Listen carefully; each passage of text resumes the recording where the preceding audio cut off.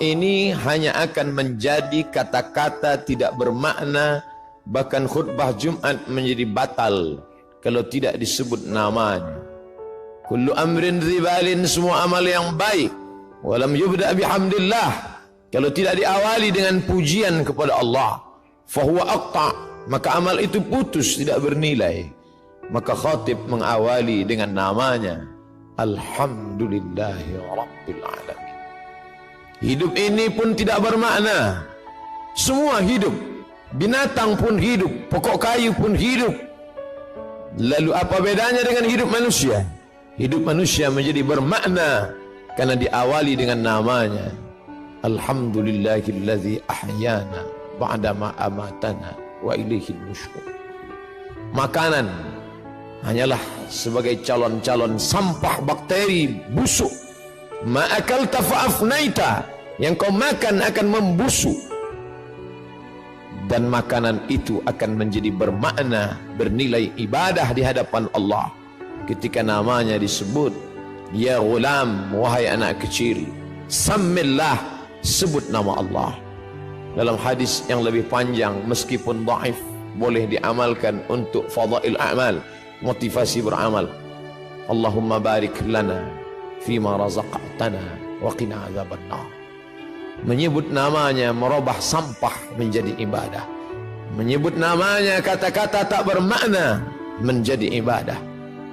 Menuliskan namanya di kertas yang sebelumnya hanyalah goresan tinta di atas kertas yang hampa tak bermakna, tapi kemudian ketika nama itu ada di atasnya, maka menjadi sucilah dia.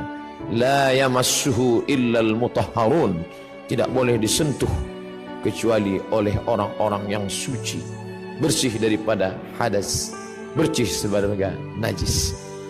Innahu min Sulaiman wa innahu bismillahirrahmanirrahim. Hati yang cemas, hati yang gundah, hati yang sedih, tiba-tiba kesedihan, kecemasan, ketakutan menjadi hilang ketika disebut namanya. Ya Muhammad, ya Rasulullah. Andai orang kafir Quraisy itu menoleh ke bawah, tentulah mereka akan menangkap kita, tentulah mereka akan membunuh kita, karena kita sudah lari dari kejaran mereka. Idhuma fil ghari, ketika mereka berdua berada di dalam gua.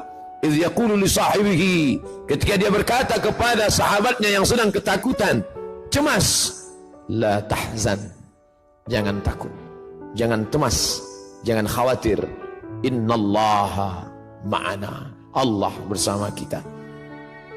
Ma dhannuka bithnaini, hai Abu Bakar As-Siddiq, kalau kau sangka kita berdua, fallahu thalithuhuma, ada Allah di antara kita. Wa huwa ma'akum aynama kuntum, dia selalu bersama dimanapun kamu berada. Ketika dunia terasa sempit, Allahumma qad daqat alaika, Allahumma qad daqat alayya, ya Allah sudah terasa sempit dunia ini bagiku. Bima rahubat, padahal sebelumnya dunia ini lapang, tapi hari ini terasa sempit. Maka keluar dari mulut, ya Allah. Idza daqat alaika dunya faqul ya Allah. Kalau terasa sempit dunia, hembuskanlah nafas panjang, katakan ya Allah. Idza sa'alta fas'alillah, kalau kau minta, mintalah kepada Allah. Wa idza sta'anta fasta'in billah, kalau memohon pertolongan, tiada tempat meminta, tiada tempat berharap kecuali Dia. Tempat yang najis, tempat yang kotor, tempatnya syaitan. Tapi ketika namanya disebut, tempat itu pun berubah menjadi bernilai ibadah. Allahumma inni a'udzubika minal khubuthi wal khaba'ith.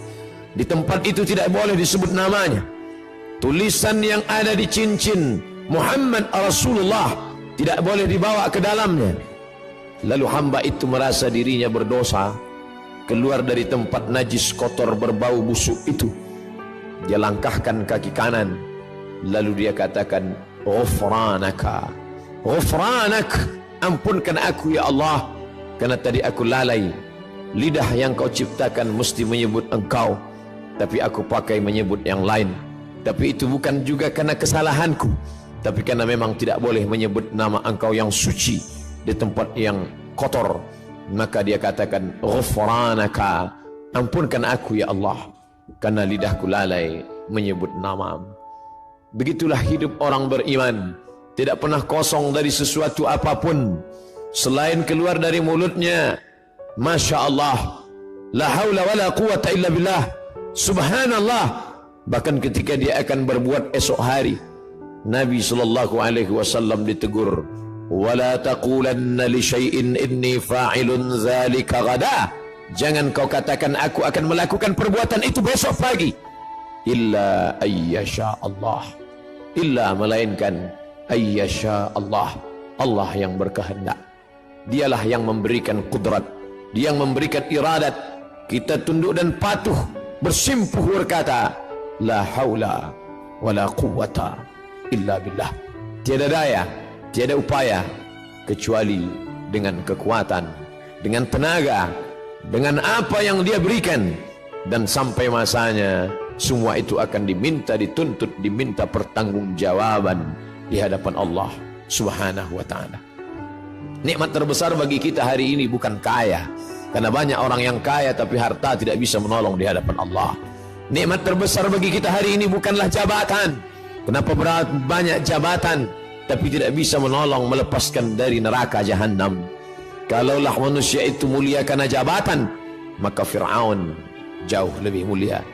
Kalaulah manusia itu mulia karena harta, maka Qarun sampai hari ini harta yang tertimbun di dalam tanah, tetap orang berkata harta karun. Kalaulah orang mulia karena otaknya, maka tidak ada yang lebih cerdas daripada Haman. Tapi kemuliaan terletak pada Allahumma ja'al akhir kalamina, ya Allah jadikanlah akhir kalam kami inda intihai ajalina, ketika ajal sampai, yang terakhir, ucapan akhir yang keluar dari mulut adalah la ilaha illallah. Itu yang dulu pertama didengar. Sebejat apapun seorang ayah, sejahat apapun seorang ayah, ketika anaknya lahir, air matanya menetes. Mengikut hadis riwayat dalam Sunan At-Tirmidzi, Imam Abu Isa At-Tirmidzi berkata, hadisun hasan, hadis hasan, layak diamalkan. Tetap dia bisikkan ke telinga anaknya sayup-sayup, Allahu Akbar, Allahu Akbar. Lafaz itu yang dia bisikkan. Apa yang dia inginkan? Anakku, aku tidak ingin kau menjadi orang kaya tapi kau tidak menyebut Allah. Aku tidak ingin engkau menjadi penguasa tapi kau tidak kenal Allah. Aku tidak ingin engkau menjadi orang yang cerdas, IP-mu 4 di atas rata-rata, orang memuji mengagungkanmu, tapi kau tidak mengenal Allah. Aku hanya ingin saat di akhir hayatku, saat aku terbujur kaku, yang terakhir membisikkan ke telingaku lafaz Allah. Dan yang mengajarkannya dulu adalah aku saat matamu belum terbuka, saat mulutmu menganga karena tangisan. Tapi ketika bisikan itu sayup-sayup masuk ke pangkal telinga, tertancap ke dalam lubuk hati yang paling dalam, saat itu pun kau juga akan membisikkan ke telingaku, laqinu mautakum, talqinkan orang yang mati sakratul maut di antara kamu dengan bunyi kalimat la ilaha illallah. La taqumus sa'ah, dunia tidak akan kiamat selama masih ada orang berjalan di atas muka bumi berkata yaqulu Allah, Allah. Kalau kau katakan ya Rahman, idza taqulu, idza qulta, kalau kau katakan idza da'awtahu ya Allah, idza da'awtahu ya Rahman, idza da'awtahu ya Rahim, idza da'awtahu ya Rahman faqad wasaftahu birrahmah. Kalau kau panggil dia ya Rahman, maka saat itu engkau sedang memberikan sifat rahmah, kasih sayang. Saat kau panggil dia ya Aziz, saat itu engkau sedang memberikan sifat izzah, keperkasaan, keagungan, kemuliaan. Tapi saat kau katakan ya Allah, idza da'awtahu ya Allah, kalau kau panggil dia dengan nama ya Allah, laqad wasaftahu bi jami'i sifatil kamal wal jalal, saat itu engkau sedang menyebut dia dengan nama-nama, sifat-sifat keindahan dan kemuliaan. Jangan hanya kau cukapkan, jangan hanya kau katakan, jangan hanya kau lantunkan di ujung lidahmu. Karena dulu pun mereka juga berkata amantu billah, aku beriman kepada Allah, aku percaya kepada Allah. Tapi kemudian ketika perbuatan tidak berpengaruh apa-apa, mulutnya berkata ya Allah, tangannya menyuap yang haram. Mulutnya berkata ya Allah, matanya memandang yang dilarang Allah. Mulutnya berkata ya Allah, kakinya melangkah ke tempat yang tidak diridai Allah. Wa minan nasi man yaqulu amanna. Ada di antara manusia yang berkata dengan mulutnya amanna. Sulitkah berkata dengan lidah yang tak bertulang? Tidak ada susahnya berkata sesuai apa yang kau mau. Tapi ketika dia tidak masuk ke dalam hati, lain di bibir, lain di hati. Innal munafiqin, orang-orang munafik, fid darkil asfali minan nar, letaknya neraka jahanam. Ketika Nabi SAW sampai di suatu kampung, waqalatil a'rabu qalu amanna, orang-orang Arab Badui itu berkata amanna, kami beriman kepada Allah. Langsung perintah datang, qul, katakan ya Muhammad, lam tu'minu, kamu belum beriman, walakin qulu aslamna, katakanlah kami hanya baru sekedar berserah diri kepada Allah. Kami hanya baru sekedar menyerahkan diri kepada Allah. Walamma yadkhulul iman fi qulubikum, iman belum masuk ke dalam hati kamu. Sendirian, tidak ada teman dan sahabat. Di belakang ada pasukan Fir'aun yang akan membunuh. Di depan ada lautan luas yang akan menelan. Laut merah siap menyantap makhluk yang lemah itu. Dan saat itu apa kata bala tentara Fir'aun? Bunuh dia, dia yang sudah membunuh, dia yang sudah melarikan diri, habisi nyawanya. Dan kawan-kawan yang sebelumnya dianggap sebagai sahabat, ternyata mereka hanyalah musuh yang berbaju kawan. Mereka hanyalah lawan yang sudah mencuri tempat di barisan kawan. Lalu apa kata mereka? Inna lamudrakun, kita akan tertangkap Musa. Musa, lihatlah mereka di belakang, mereka akan menangkap kita Musa.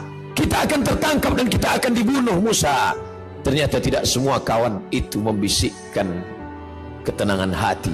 Banyak juga kawan yang menyiramkan bensin di lalang yang kering. Mereka hanya akan memprovokasi, mereka hanya menakut-nakuti, mereka hanya akan menanamkan kecemasan. Innalam mudrakun, mereka akan menangkap kita. Apa yang keluar dari mulut Musa? Kalla, kalla, sekali-kali tidak. Inna ma'iya rahbi sayahdin, inna ma'iya rabbi sayahdin, bersamaku ada Allah. Kalian mungkin tidak bersama Allah, tapi bersamaku ada Allah. Merenung sejenak, keluarkah kalimat Allah dari mulut kita ketika kesusahan datang? Keluarkah kalimat Allah dari mulut kita ketika sumpah serapah datang? Atau dia hanya kata-kata yang bersemayam saat hati senang? Kalau kesenangan dan kesusahan membuat berbeda, pujian membuat melambung, caci maki membuat murung, sesungguhnya belumlah kita beramal mukhlishina lahuddin. Merenung sejenak, mengingatkan hati yang lupa, yang hampa, bahwa sampai masanya kata-kata itulah yang membuat kita bisa bersama dengan Allah. Allah, Allah. Barakallahu li wa lakum fil Qur'anil azim, wa nafa'ani wa iyyakum bima fihi minal ayati wadh-dhikril hakim, wa taqabbala minni wa minkum tilawatahu innahu huwal ghafurur rahim.